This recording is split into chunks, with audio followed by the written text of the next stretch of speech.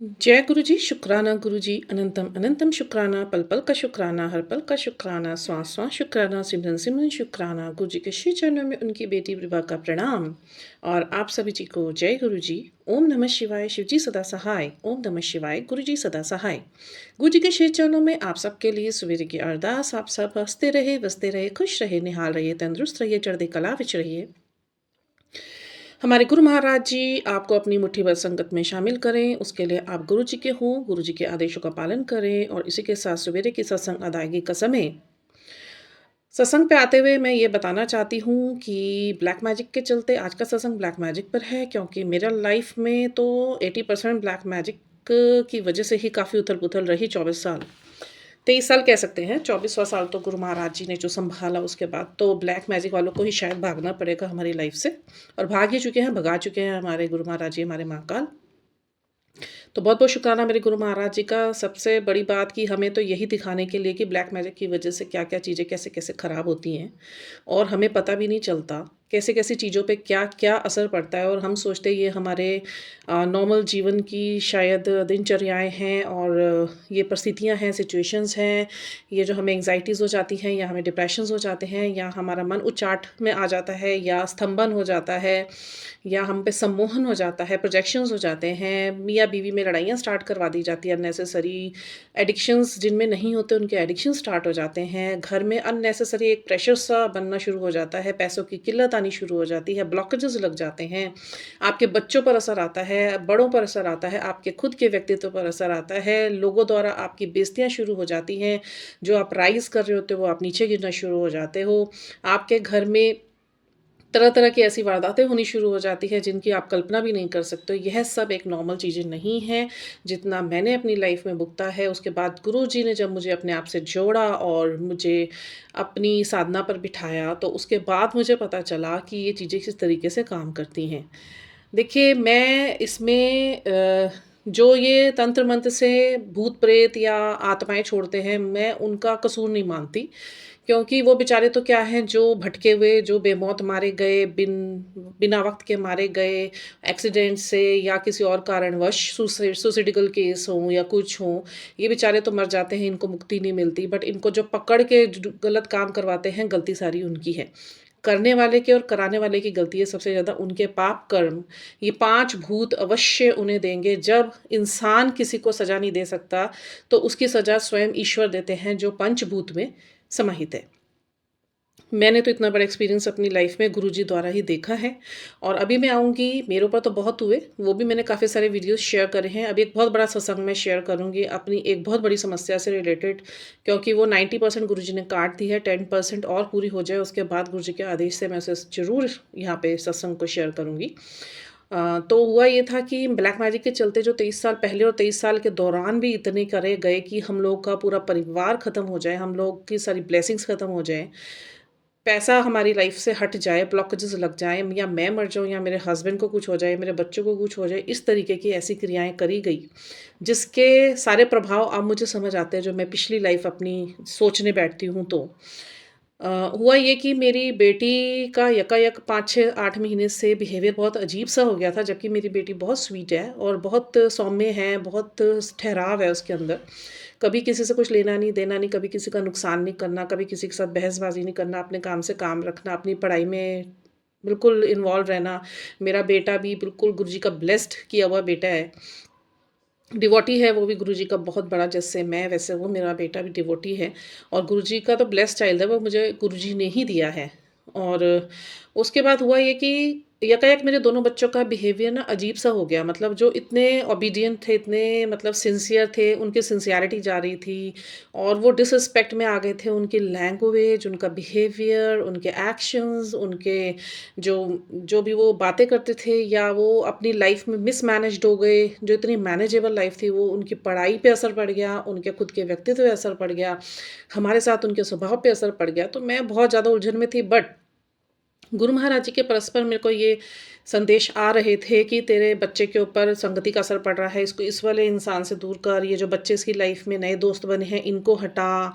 और वाक़ई में जब जब ये मैसेज आ रहे थे तब तब वो चीज़ें घटित हो रही थी, क्योंकि हम लोगों ने नया शिफ्ट करा था तो यहाँ पे नए किराएदार थे, उनके बच्चों के साथ मेरा बेटा खेल रहा था, कहीं न कहीं उनकी संगति का असर पड़ रहा था और वो इसको भड़का रहे थे और कहीं न कहीं इसके बिहेवियर में चेंज आ रहा था।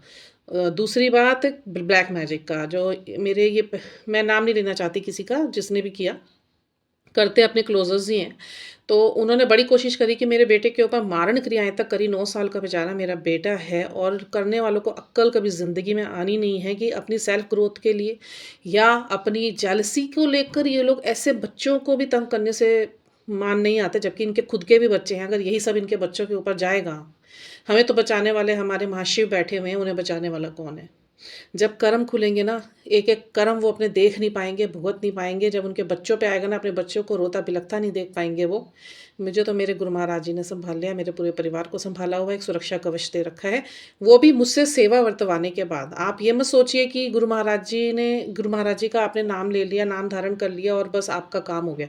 रक्षा वो करते हैं, डेफ़िनेटली करते हैं, परंतु वो उसके साथ ये भी कहते हैं कि जब तुम मंत्र जाप ज़्यादा करोगे, सिमरन ज़्यादा करोगे, सारा दिन तुम सिमरन की जोत जगा के रखोगे और मुझे मानोगे, मेरे कहे नियमों पे चलोगे, तो वो महाकाल का कवच जो अभेद्य है, वो मैं तुम्हें तुम्हारे पूरे परिवार को दूँगा। और वो एक जोत जगाए रखनी है, वो आग अपने अंदर जगाए रखनी है भक्ति की। वो भक्ति प्योर होनी चाहिए, उसमें ये 5 प्रारब्धताएँ नहीं होनी चाहिए, काम, क्रोध, लोभ, मोह और अहंकार।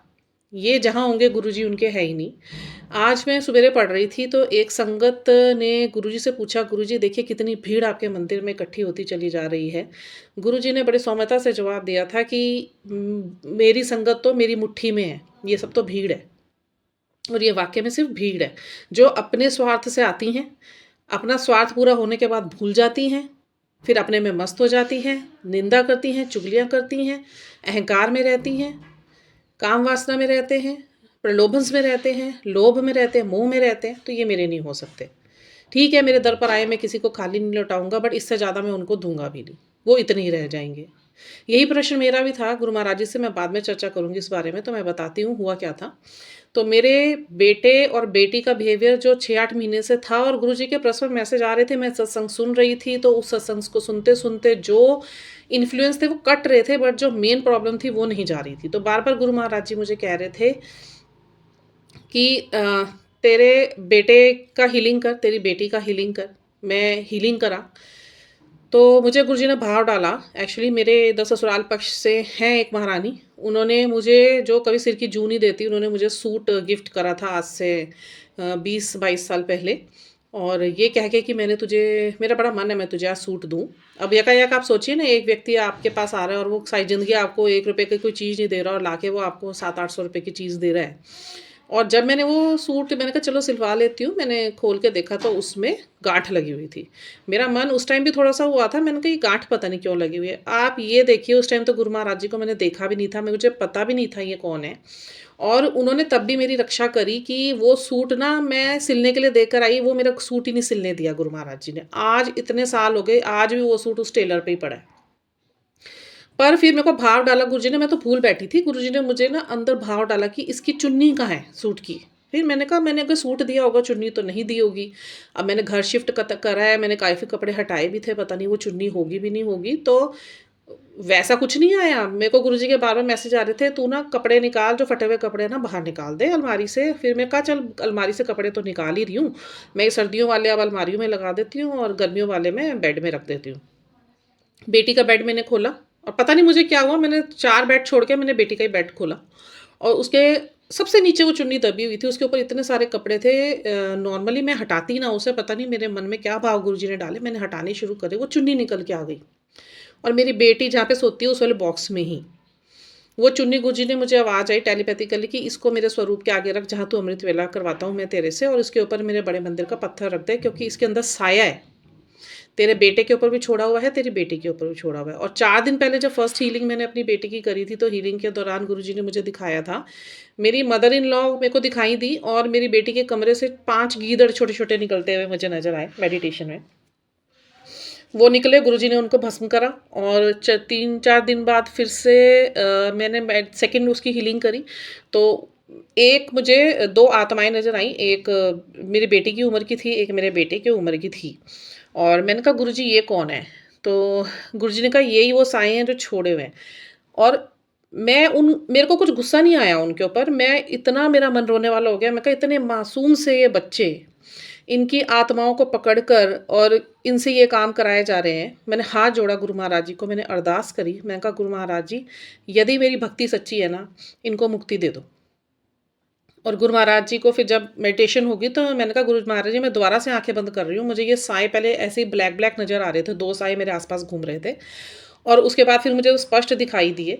और उसके बाद फिर मैंने गुरुजी को बोला, मैं गुरुजी मैं फिर से आँखें बंद कर रही हूँ, मेडिटेशन में जा रही हूँ। मेरे को सफ़ेद रोशनी दिख रही है, अगर ये साए अभी तक नहीं इनको मुक्ति मिली है, तो ये मुझे दिखा दो। अगर मुक्ति आपने दे दी है तो ये मुझे अब ना जाए। 15 मिनट मैंने मेडिटेशन करी तो इट वाज़ ऑल क्लियर। फिर मैंने लाइट वगैरह जगाई, मैं आरती वगैरह करी, फिर मैं गुरुजी के आगे स्वरूप के आगे खड़ी हुई। मैं कहा गुरु महाराज जी आपने मुक्ति दे दी उनको।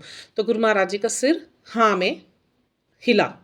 देखिए, आप जब बहुत भक्ति करते हैं ना, आप मेरी बातों को यथा-कथा मत लीजिए, अदरवाइज़ बिल्कुल मत लीजिए, क्योंकि ये चीज़ें होती हैं। जब आप एक अच्छे भक्ति में जाते हैं ना, भक्ति के बिल्कुल इंटेंस उसके डीप में जाते हैं ना, तो ये सब चीज़ें आपको अनुभव होती हैं। मैं अकेली नहीं हूँ, मेरे जैसे बहुत हैं, जो डीप मेडिटेशंस करते हैं।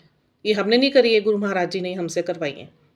पर इसके लिए अपनी आत्मा को समर्पण करना पड़ता है, वो ईज़ी नहीं है। वो 1 साल का प्रोसेस गुरुजी ने मुझसे करवाया, it was very painful and full of मतलब सफरिंग्स एंड हर्डल्स एंड मतलब I can say the obstacles. It was not easy. I have seen lots of thing, I have faced lots of thing, but मैं गुरु महाराज जी के सामने करा जो करा, तो वो हिम्मत और वो निडरता गुरु महाराज जी की दी हुई थी, क्योंकि मैं एक पूर्ण गुरु के अंडर में वो मेडिटेशंस कर रही थी। मेरी रक्षा करने के लिए मेरे महाराज बैठे हुए थे। कुछ भी ऊपरी अगर आके मेरे पे काबू करने की कोशिश करना चाहता था, तो वो सब मेरे गुरु महाराज जी ने क्लेंस करा और मुझे इस पद तक लेकर आए। बहुत बहुत शुक्राना मेरे गुरु महाराज जी का। तो मुक्ति उन दोनों आत्माओं को मिली। और आप ये सोचिए, मतलब मेरी बेटी 21 साल की है, उसी की 21 साल की एक लड़की और 9 साल का एक लड़के की आत्मा थी, जो मेरे बच्चों पे छोड़ी हुई थी, उसी सेम उम्र की, जिसकी वजह से मेरे बच्चों के बिहेवियर्स में चेंजेस थे इतने बड़े-बड़े।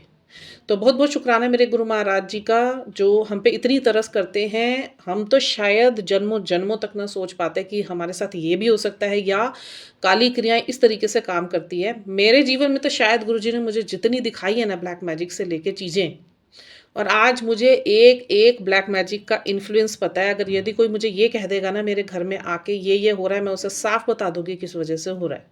मेरी लाइफ़ में इतना ब्लैक मैजिक हुआ। पर अब गुरु महाराज जी ने ठंडक डाली है। मेरे पति को यूज़ करा गया, मेरे बच्चों को यूज़ करा गया, मेरे व्यक्तित्व को हिलाने की कोशिश करी गई, समाज में मेरी बेइज़्तियाँ कराने की कोशिश करी गई।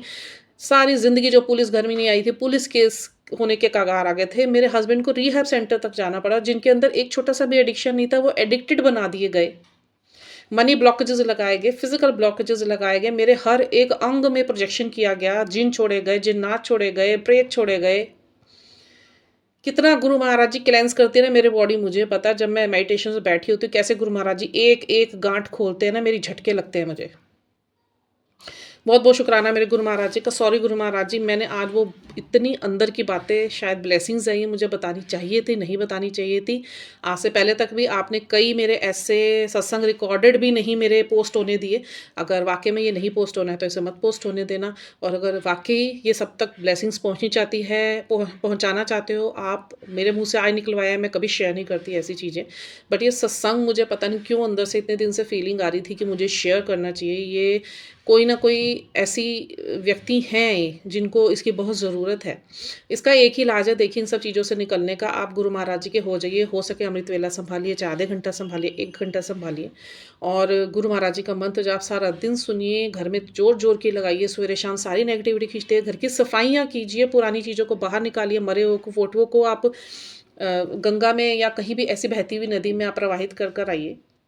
कोई भी चीज़ आपको ऐसी लगती है आपके घर में नहीं होनी चाहिए, काले धागे हो गए या कुछ सिंदूर हो गया या पुराना कोई लाल कपड़े में बंधी कोई चीज़ हो गई, आप सब हटाइए प्लीज़। अंगूठियाँ या मालाएँ जो भी पहले ये पंडितों वंडितों के चक्कर में रखा हुआ सब हटाइए। अपने घर को सुरक्षित कीजिए, खुद को सुरक्षित कीजिए, घर की क्लेंजिंग करती रहे। गुरुजी का जल प्रसाद में इतनी ताकत है, उससे नहाइए, उसे पीजिए, उससे मुँह धोइए, उसे घर में छिड़किए, सिमरन कीजिए, गुरबाणियाँ सुनिए, कैसे नहीं जाता? सब कुछ जाता है। अगर किसी के शरीर में शारीरिक कष्ट है तो दुःख भंजनी का पाठ सुने, यूट्यूब पे लिंक अवेलेबल है। तबीयत उससे इतनी ठीक होती चली जाती है। महामृत्युंजय का मंत्र सुनिए सवेरे शाम। गुरु महाराज जी ने इतना सरल करके सब कुछ चीज़ें दी हुई हैं, उनको करिए। इसी के साथ ये सवेरे का सत्संग शुक्राना गुरु महाराज जी के चरणों में। गुरु महाराज जी चाहेंगे तो ये अपलोड होगा, नहीं चाहेंगे तो उन्होंने पहले भी मेरे कई सारे ऐसे जो डीप सत्संग मैंने रिकॉर्ड करके डालने की कोशिश करी, उन्होंने डालने ही नहीं दिए। जो डलने के होते हैं वो वही डलने देते हैं। मेरे तो कमेंट्स तक उन्होंने गुरु महाराज जी ने डिलीट करे, इतने बड़े बड़े। मैं हैरान हूँ कैसे करते हैं वो। हमारे सोशल मीडिया पे भी उनकी पूरी नज़र है, हमारे व्यक्तित्व पे उनकी पूरी नज़र है, हमारी सोच पे उनकी पूरी नज़र है, हमारी बातों पे उनकी पूरी नज़र है, हमारे एक्शंस पे उनकी पूरी नज़र है। मैं हैरान होती हूँ कैसे करते हैं वो। इतना बड़ा रेगुलेशन वो चलाते कैसे? और एक मैं ही थोड़ी ना, वो कितने करोड़ों लोग हैं। इतना बड़ा विश्वास तो रब जी ही दे सकते हैं। तो बहुत बहुत शुक्राना मेरे गुरु महाराज जी का। इसी के साथ नानक नाम चढ़दी कला, तेरे भाने सरबद्दा भला, तेरा भाना मीठा लागे, जिदे सर उत्ते तू स्वामी, सो दुख कैसा पावे। वाहिगुरु जी का खालसा, वाहिगुरु जी की फतेह।